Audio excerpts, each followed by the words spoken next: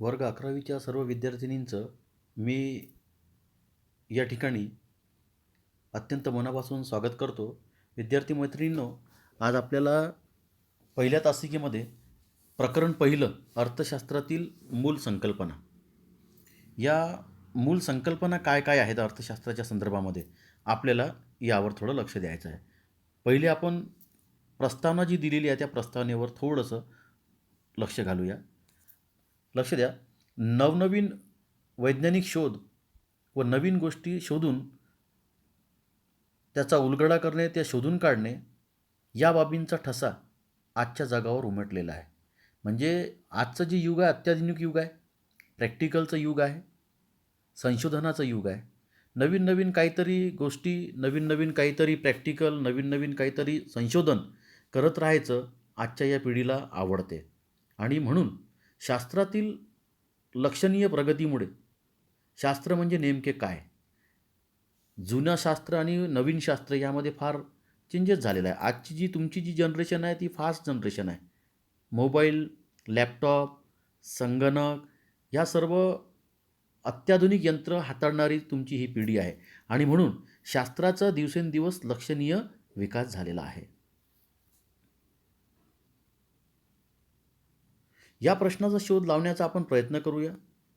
शास्त्र ही एक पद्धतशीर मांडणी ज्ञात शाखा आहे. शास्त्र म्हणजे काय? एक प्रकारची पद्धतशीर केलेली मांडणी आणि ज्याबाबत आपल्याला खूप चांगल्या पद्धतीने माहिती आहे किंवा त्याबाबत आपल्याला ज्ञात आहे. शास्त्र म्हणजे काय? एखाद्या विषयाच्या संदर्भामध्ये संपूर्ण सखोल अभ्यास असणे व त्याची पद्धतशीर मांडणी करणे म्हणजे शास्त्र. साधारणतः शास्त्राचे दोन प्रमुख प्रकार या ठिकाणी दिलेले आहेत. एक आहे नैसर्गिक शास्त्र आणि दुसरं आहे सामाजिक शास्त्र. तर आपल्याला पहिले लक्ष द्यायचं आहे नैसर्गिक शास्त्रावर. ज्या शास्त्रातील नियमांना वैश्विक मान्यता आहे, ज्या शास्त्रातील नियमांना वैश्विक मान्यता आहे, वैश्विक म्हणत आहे म्हणजे विश्वाची मान्यता आहे आणि या नियमांची सत्यता बंदिस्त नैसर्गिक शास्त्र म्हणतात. लक्ष द्या. नैसर्गिक शास्त्र म्हणजे काय? ज्या शास्त्राला संपूर्ण विश्वाने मान्य केलेलं आहे, ज्या शास्त्राला संपूर्ण विश्वाची स्वीकार्यता आणि मान्यता आहे आणि त्या शास्त्राची नियम, त्याची सत्यता, त्याची बंदिस्त केलेली प्रणाली याचा प्रयोगशाळेत नियंत्रणांतर्गत त्याची पडताळणी करून पाहता येणे म्हणजे नैसर्गिक शास्त्र. उदाहरणार्थ, निसर्गाद्वारे आपण पाहतो की पाऊस हा आकाशातून पडत असतो. पाण्याचं बाष्पीकरणाची प्रक्रिया झाल्यानंतर पुनश्च ते आकाशमंडळाला मिळते. आकाशमंडळापासून पुनश्च आपण पाहतो की ते जमिनीवर पाण्याचा आपल्याला उत्सर्ग ते होताना आपण बघतो. सूर्य आपण नेहमी बघतो की पूर्व दिशेने निघतो. लक्षात येत असेल तुम्हाला. पूर्व दिशेने याला शास्त्रोक्त मान्यता आहे. याला निसर्गाने, संपूर्ण जगाने याला मान्यता दिलेली आहे. 2 आणि 2 4 होतात. 2 - 1 1 होतात. याला गणितीय पद्धतीची मान्यता आहे, बंदिस्त मान्यता आहे. याला प्रॅक्टिकलमध्ये जरी पडताळणी केली जगातल्या, तरी निसर्गशास्त्राला काही तोड नाही. कारण ते सर्व स्वीकार्य आहे, सर्व मान्य आहे. सर्व विश्वमध्ये त्याला एकच प्रकारची मान्यता आहे. म्हणजेच ज्या शास्त्राला विश्वाची मान्यता प्राप्त झालेली आहे, ज्याला नियम, सत्यता आणि बंदिस्त प्रयोगशाळेच्या नियंत्रणाअंतर्गत पडताळणी केलेली आहे, अशा शास्त्राला नैसर्गिक शास्त्र म्हणतात. प्रयोग व अनुमान यावर आधारित अभ्यासामुळे, प्रयोग म्हणजे प्रॅक्टिकल, अनुमान म्हणजे लॉजिक, इथिक्स ज्याला आपण म्हणतो. निसर्गशास्त्राला प्रयोग व अनुमान याचा आधार आहे आणि या शास्त्राला तंतोतंत शास्त्र म्हणूनही ओळखले जाते. निसर्गशास्त्राला तंतोतंत शास्त्र असे सुद्धा म्हणतात. कारण 2 आणि 2 4 हे भारतात जरी विचारलं किती होतात तर 4च याचं तंतोतंत उत्तर मिळेल. अमेरिकेत विचारलं तरी अमेरिकेतसुद्धा 2 आणि 2 4 असं तंतोतंत उत्तर आपल्याला मिळेल. उदाहरणार्थ गणित, पदार्थविज्ञान, रसायनशास्त्र इत्यादी. हे जे 3 प्रमुख शास्त्र आहे, ज्याला आपण नैसर्गिक शास्त्राच्या कक्षेमध्ये घेऊ शकतो, तर त्यामध्ये आहे उदाहरणार्थ गणित, पदार्थविज्ञान आणि रसायनशास्त्र. आता सामाजिक शास्त्र. सामाजिक शास्त्रास वर्तणूकशास्त्र किंवा अमूर्तशास्त्र असे म्हणतात. लक्ष द्यायचं आहे. वर्तणूकशास्त्र किंवा अमूर्तशास्त्र. सामाजिक शास्त्राला वर्तणूकशास्त्र व अमूर्तशास्त्र असे म्हणतात. या शास्त्रात मानवी वर्तणुकीच्या कोणत्या ना कोणत्या पैलूचा अभ्यास केला जातो. म्हणजे सामाजिक शास्त्रामध्ये मानवी पैलूच्या प्रत्येक पैलूचा अभ्यास केला जातो.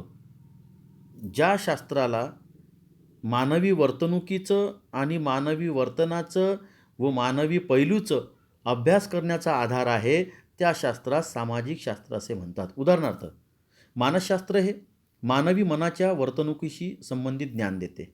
लक्ष द्या. मानसशास्त्रामुळे आपल्याला कशाचं ज्ञान प्राप्त होते? मानवी मनाच्या वर्तणुकीशी संबंधित ज्ञान. मानसशास्त्र हे मानवी मनाच्या वर्तणुकीशी संबंधित ज्ञान आपल्याला देते. तर सामाजिक शास्त्र हे मानव समूहातील एक घटक असून त्या संदर्भाने त्याच्या सामाजिक घटकाबाबत ज्ञान देते. लक्ष द्या. सामाजिक शास्त्र हे काय आहे? मानव समूहातील एक घटक असून त्या संदर्भाने त्याच्या सामाजिक घटकाबाबत ज्ञान देते. म्हणजे मनुष्य हा समाजशील प्राणी आहे, सामाजिक प्राणी आहे. आणि सामाजिक शास्त्र हे मानवी मनाच्या वर्तणुकीशी संबंधित ज्ञान देणारं शास्त्र आहे. सामाजिक शास्त्र हे मानव समूहातील एक प्रकारचा महत्त्वपूर्ण घटक आहे व त्या संदर्भाने त्याच्या सामाजिक घटकाबाबत ज्ञान देण्याचं काम सामाजिक शास्त्र करते. मानवी वर्तणूक ही बंदिस्त प्रयोगशाळेत तपासता येत नाही. जसं गणितीशास्त्र पद्धत नैसर्गिक शास्त्राला एखाद्या लॅबोरेटरीमध्ये, एखाद्या प्रयोगशाळेमध्ये त्याला तपासता येते, परंतु मानवी वर्तणूक ही कोणत्याही प्रयोगशाळेमध्ये तपासता येत नाही. हे दोन फरक आहे नैसर्गिक शास्त्र आणि सामाजिक शास्त्रामध्ये. तसेच ती नियंत्रित पद्धतीनेही अभ्यासता येत नाही. कारण मानवाच्या मनावर स्वतःचा ताबा नसते. मानवी मन हे त्याच्या स्वतःच्या नियंत्रणात नाही आहे.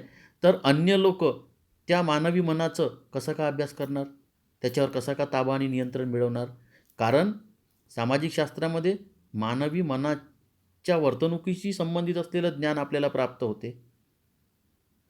मानव समूहातील एक प्रकारचा घटक आहे सामाजिक शास्त्र म्हणजे.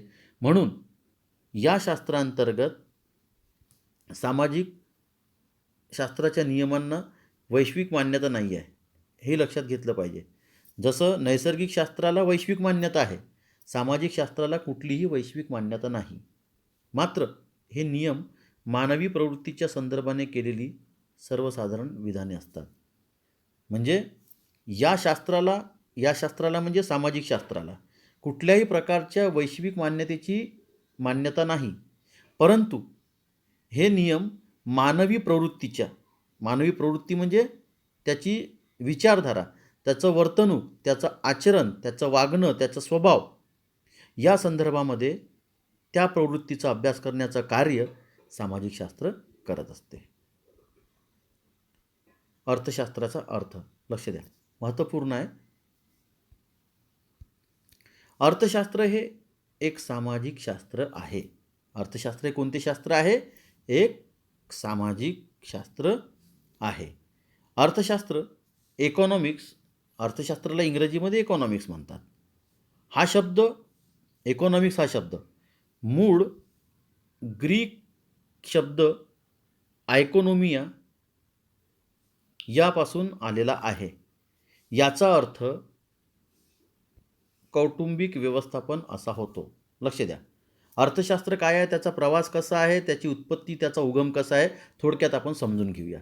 अर्थशास्त्र एक प्रकारचे सामाजिक शास्त्र आहे आणि अर्थशास्त्र हा शब्द अर्थात इकॉनॉमिक्स जे मूळ इंग्रजी शब्द आहे इकॉनॉमिक्स, आणि अर्थशास्त्र हे मराठी शब्द आहे. तर अर्थशास्त्र याचा उगम इकॉनॉमिक्स या शब्दापासून झालेला आहे. परंतु या इकॉनॉमिक्स शब्दाचा सुद्धा मूळ उगम आयकोनोमिया या मूळ ग्रीक शब्दापासून झालेला आहे आणि या आयकोनोमियाचा अर्थ काय होतो? कौटुंबिक व्यवस्थापन असा होतो, फॅमिली मॅनेजमेंट. लक्षात आलं तुम्हाला? याच्यामध्ये दोन गोष्टी महत्त्वाच्या आहे की अर्थशास्त्र हे एक प्रकारचं सामाजिक शास्त्र आहे. अर्थशास्त्र अर्थात इकॉनॉमिक्स हा मूळ शब्द ग्रीक या आयकोनोमिया शब्दापासून उत्पत्तीत झालेला आहे, उगम त्याचा झालेला आहे. आयकोनोमिया याचा अर्थ काय होतो? कौटुंबिक व्यवस्थापन असा होतो.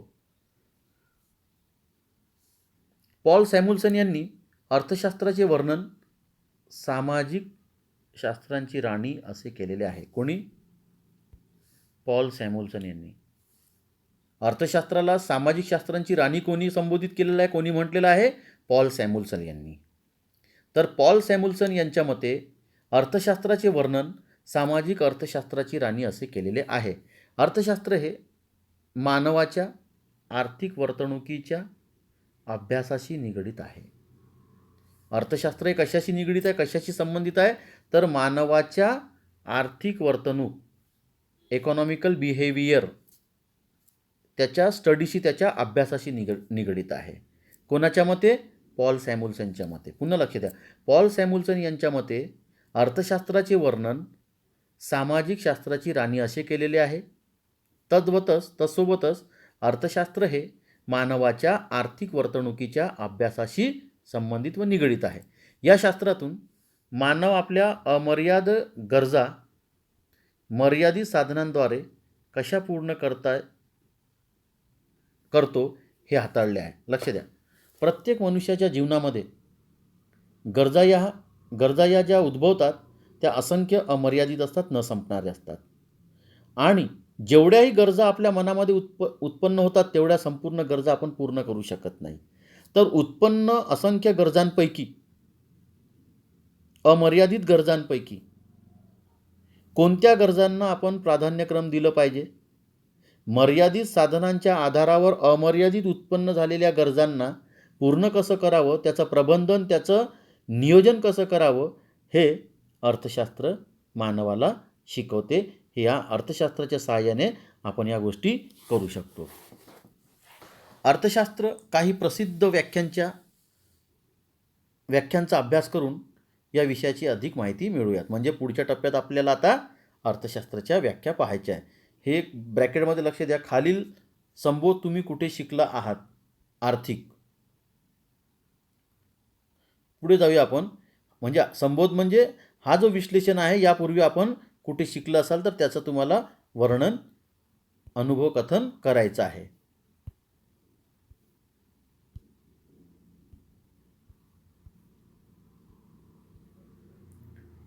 आर्थिक प्रणालीचे प्रकार: भांडवलशाही, समाजवाद आणि मिश्र अर्थव्यवस्था.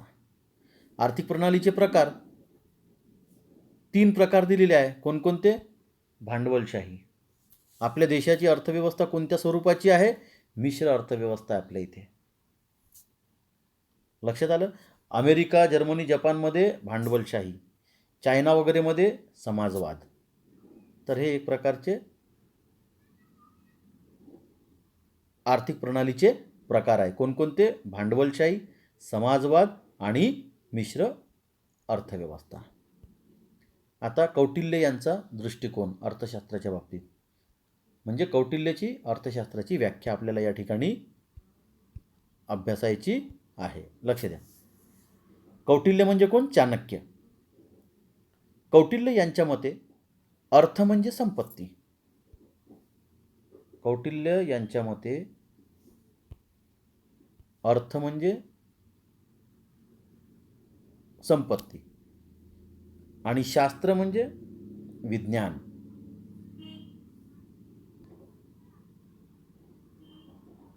म्हणूनच अर्थशास्त्र म्हणजे कोणाच्या मते? कौटिल्य यांच्या मते संपत्तीचे संपादन म्हणजे प्राप्त करणे, मिळविणे, आणि व्यवस्थापन म्हणजे मॅनेजमेंट. मूलतः कौटिल्य यांचा अर्थशास्त्र हा राजकीय अर्थव्यवस्थेतील व्यापक ग्रंथ आहे. लक्ष द्या, या कौटिल्य यांच्या मताचं विश्लेषणाचं आपण फोड करून सोप्या भाषेमध्ये याचा लक्षांश समजून घेऊया. कौटिल्य जो आहे तो चाणक्य या नावाने त्याला इतिहास प्राप्त ही पदवी आहे. कौटिल्यनी अर्थ म्हणजे संपत्ती असा त्याचा अर्थ स्वीकारला आहे. अर्थ म्हणजे संपत्ती आणि शास्त्र म्हणजे विज्ञान. त्यांनी अर्थला संपत्ती म्हणून स्वीकारलं आणि शास्त्र म्हणून विज्ञानाला स्वीकारलं. म्हणून अर्थशास्त्र म्हणजे संपत्तीचे संपादन आणि व्यवस्थापन होय. लक्षात येत आहे का तुम्हाला? दोन महत्त्वपूर्ण गोष्टी आहे कौटिल्य यांच्यामध्ये अर्थशास्त्राची व्याख्या करत असताना. अर्थशास्त्र म्हणजे संपत्तीचे संपादन आणि व्यवस्थापन. मूलतः कौटिल्य यांचा अर्थशास्त्र हा राजकीय अर्थव्यवस्थेतील एक व्यापक म्हणजे फार मोठं, फार विशाल असा एक ग्रंथ आहे.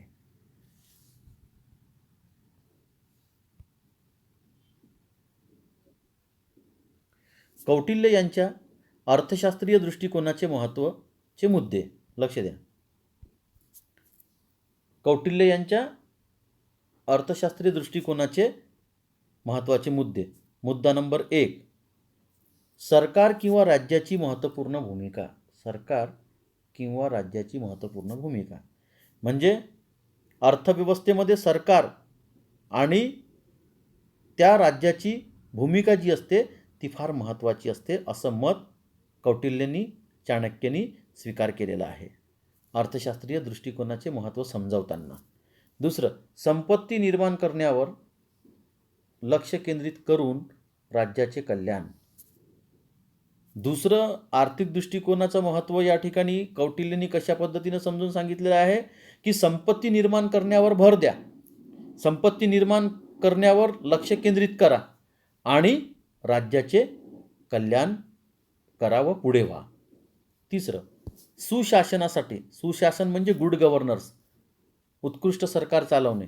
सुशासनासाठी कार्यक्षम प्रशासन यंत्रणेची आवश्यकता. सरकारला जर योजना चांगल्या आखायच्या असेल, त्या चांगल्या योजनांची प्रत्यक्ष चांगली अंमलबजावणी करून घ्यायची असेल, अंमलबजावणी करून राज्यातील जनतेला खुश ठेवायचं असेल तर कार्यक्षम प्रशासन, कॅपेबल ॲडमिनिस्ट्रेशन ज्याला आपण म्हणतो, सशक्त असं प्रशासन अधिकारी, अशा यंत्रणेची आवश्यकता असते.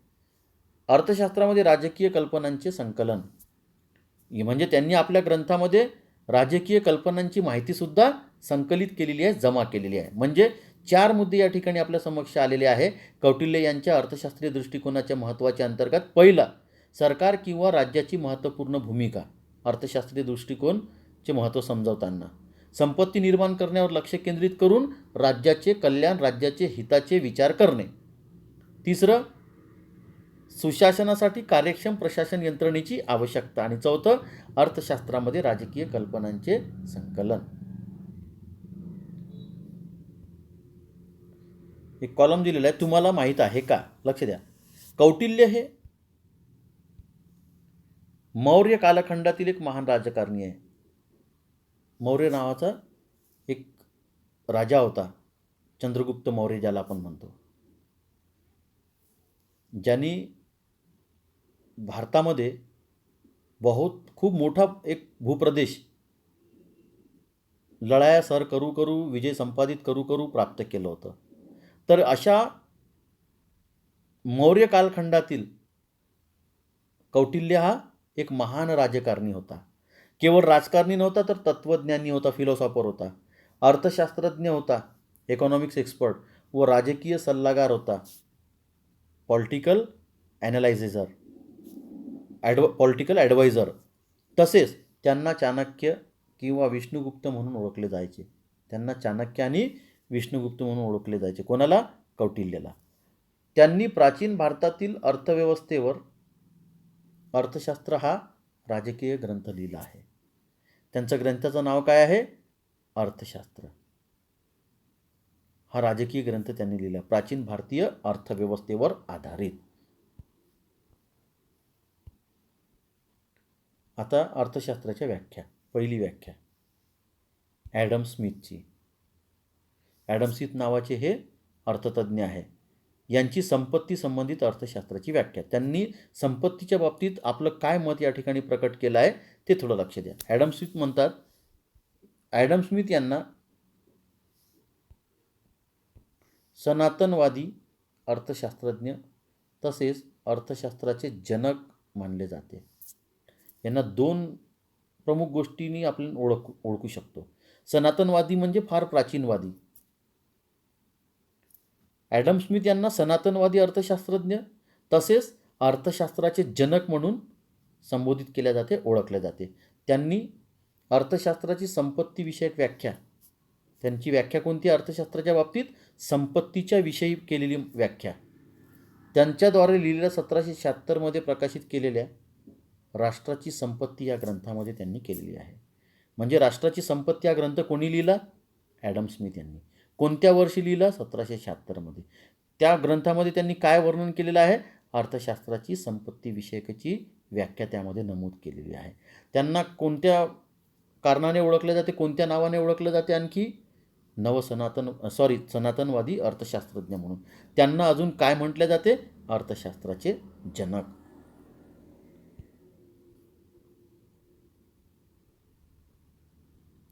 तर त्यांनी राष्ट्राची संपत्ती या ग्रंथामध्ये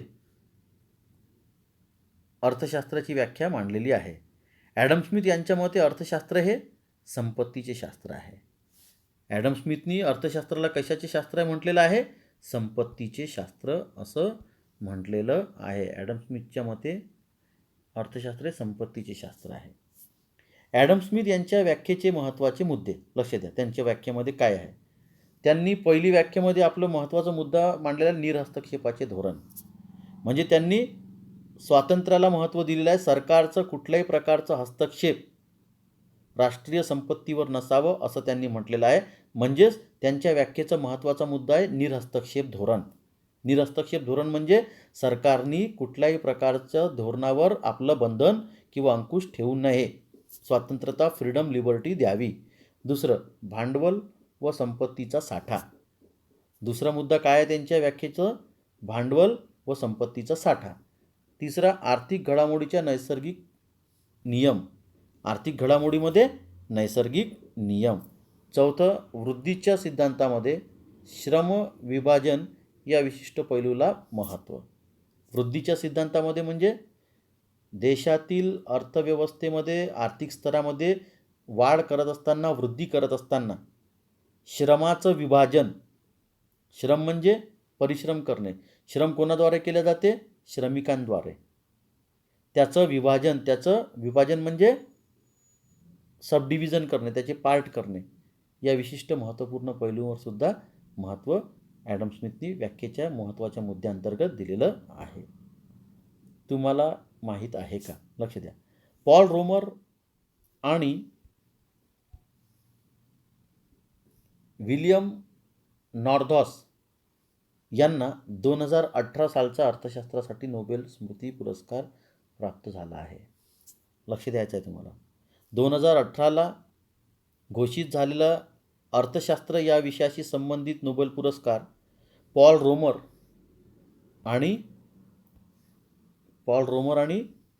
विलियम नॉर्धॉस यांना इसवी सन 2018 सालीचा अर्थशास्त्र विषयाशी संबंधित असलेला नोबेल पुरस्कार प्रदान करण्यात आला होता. पॉल रोमर हे आर्थिक वृद्धीचे अभ्यासक आहेत. पॉल रोमर हे कोण आहे? आर्थिक वृद्धीचे अभ्यासक. आणि नॉर्धॉस कोण आहे? पर्यावरणीय अर्थशास्त्रामध्ये उल्लेखनीय योगदान त्यांचं आहे. म्हणजे त्यांनी पर्यावरणीय अर्थशास्त्रावर आपला अभ्यास विषय केंद्रित केलेला आहे. कोणी? नॉर्धॉसनी. आणि पॉल रोमरनी आर्थिक वृद्धीचे अभ्यासक म्हणून आपली ख्याती मिळवलेली आहे. अर्थशास्त्रातील इतर नोबेल पारितोषिक विजेते कोणकोणते अर्थतज्ज्ञ आहे हे तुम्हाला सांगायचं आहे. जर नाही समजलं तर पुढच्या तासिकेमध्ये मी सांगेन. दुसरी व्याख्या,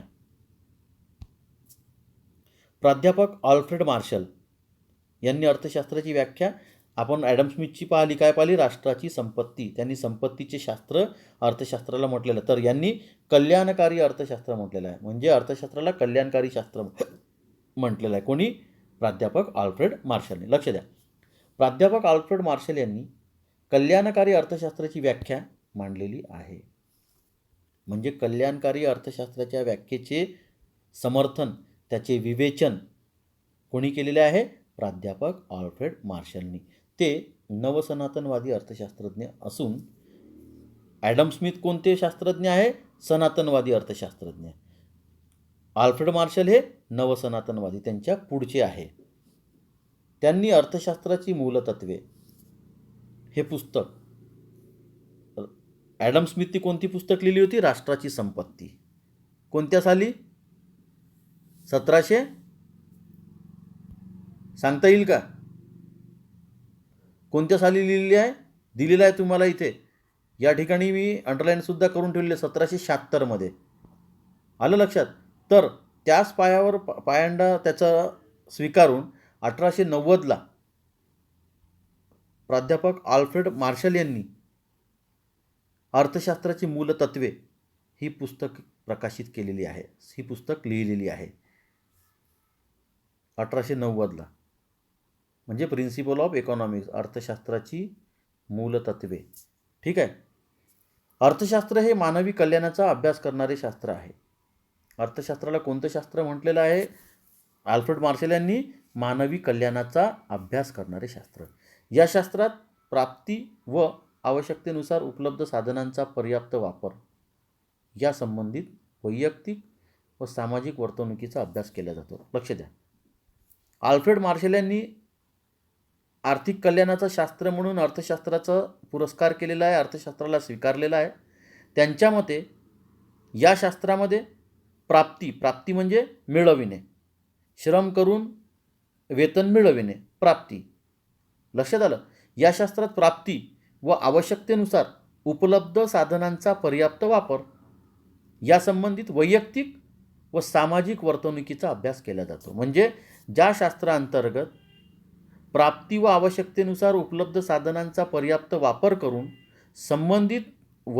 या संबंधित वैयक्तिक व सामाजिक वर्तणुकीचे वर्तन केले जाते, अशा शास्त्रास कल्याणकारी अर्थशास्त्र किंवा अर्थशास्त्र असे म्हणतात. हे मत प्राध्यापक आल्फ्रेड मार्शल यांनी 1890 लिहिलेलं त्यांचं जे ग्रंथ आहे अर्थशास्त्राची मूलतत्वे, यामध्ये या गोष्टीबाबत विशद महत्त्व केलेलं आहे. मार्शल यांच्या व्याख्येचे महत्त्वाचे मुद्दे लक्ष द्या. अर्थशास्त्र म्हणजे सामान्य माणसाचा अभ्यास. त्यांच्या व्याख्येचा मुद्दा काय? आल्फ्रेड मार्शलचा अर्थशास्त्र म्हणजे सामान्य माणसाचा अभ्यास. दुसरं, अर्थशास्त्र म्हणजे आर्थिक वर्तनाचे शास्त्र. कोणाच्या व्याख्येचे मुद्दे आहे हे? आल्फ्रेड मार्शलच्या. अर्थशास्त्र म्हणजे भौतिक कल्याणाचा अभ्यास. अर्थशास्त्र केवळ संपत्तीचा अभ्यास नाही. लक्ष द्या, 4 मुद्दे आहेत. कोणाच्या व्याख्येचे? आल्फ्रेड मार्शल यांचे. कोणत्या पुस्तकात त्यांनी हे व्याख्या मांडलेली आहे? अर्थशास्त्राची मूलतत्वे. कोणत्या वर्षी? 1890 साली. ठीक आहे. तर पहिला मुद्दा व्याख्येचा, अर्थशास्त्र म्हणजे सामान्य माणसाचा अभ्यास. दुसरा मुद्दा, अर्थशास्त्र म्हणजे आर्थिक वर्तनाचे शास्त्र. तिसरा मुद्दा म्हणजे अर्थशास्त्र म्हणजे भौतिक कल्याणाचा अभ्यास. चौथा म्हणजे अर्थशास्त्र केवळ संपत्तीचा अभ्यास नाही.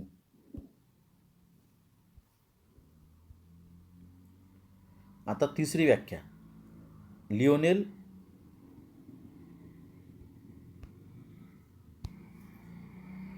रॉबिन्सची. यांनी दुर्मिळतेवर ही व्याख्या प्रकट केलेली आहे. दुर्मिळता.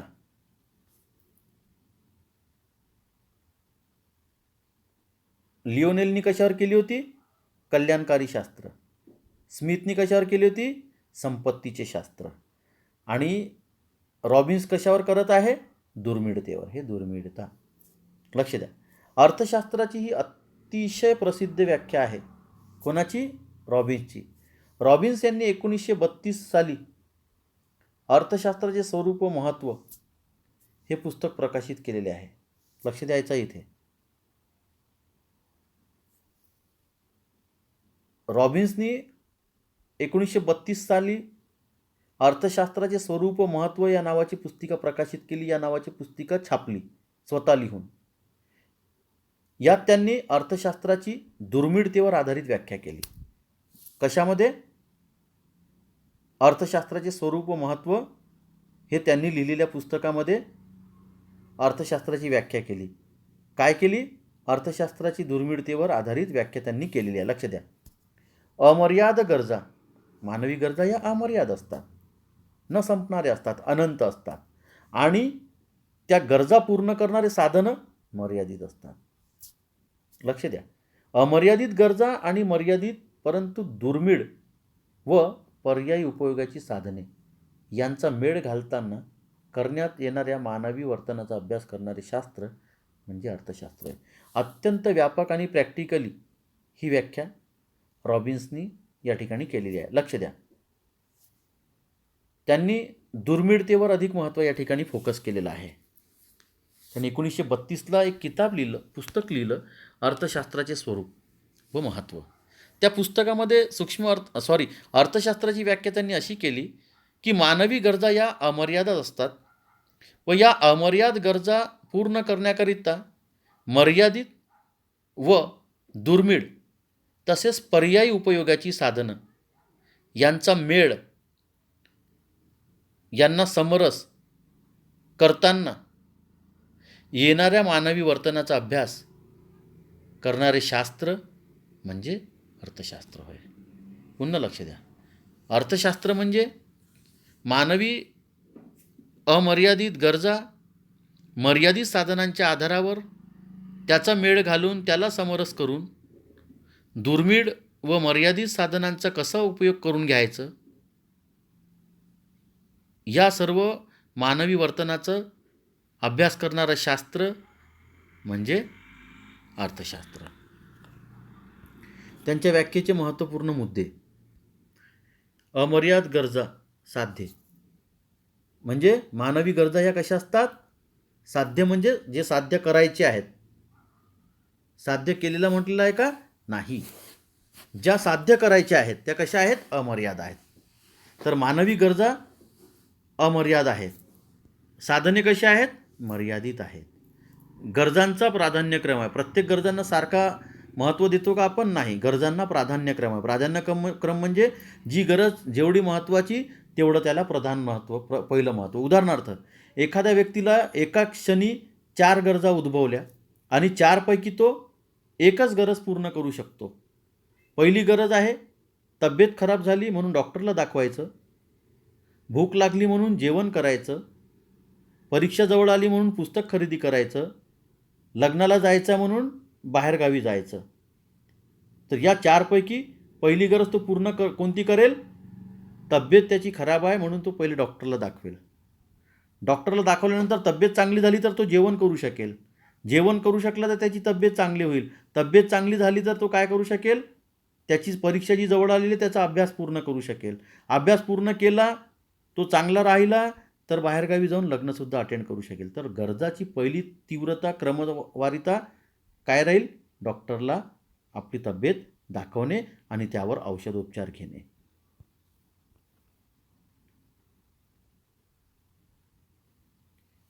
या कॉलममध्ये तुम्हाला हे माहीत आहेत का? लक्ष द्या. विचार, सनातन संप्रदाय. आपण पाहिलं ॲडम स्मिथ हे कोणते संप्रदायाचे अर्थतज्ञ आहे? सनातनवादी. त्याचं वर्ष कोणत्या वर्षी चालू होते? इसवी सन 1818. याच्यात अर्थशास्त्राची कोणकोणती नावे येतात? सनातनवादी म्हणून कोणाकोणाला आपण अर्थशास्त्रज्ञ म्हणून ओळखतो? ॲडम स्मिथचं पहिलं नाव डेव्हिड रिकार्डो, J.S. Mill, T.R. माल्थस इत्यादी हे सर्व सनातनवादी अर्थशास्त्रज्ञ आहेत. नवसनातनवादी 19व्या शतकात सुरू होते व 20व्या शतकाच्या सुरुवातीचा अर्धा भाग याचं कार्यकाळ जो आहे नवसनातनवादी संप्रदायाचं 19व्या शतकाला प्रारंभ होते आणि 20व्या शतकाच्या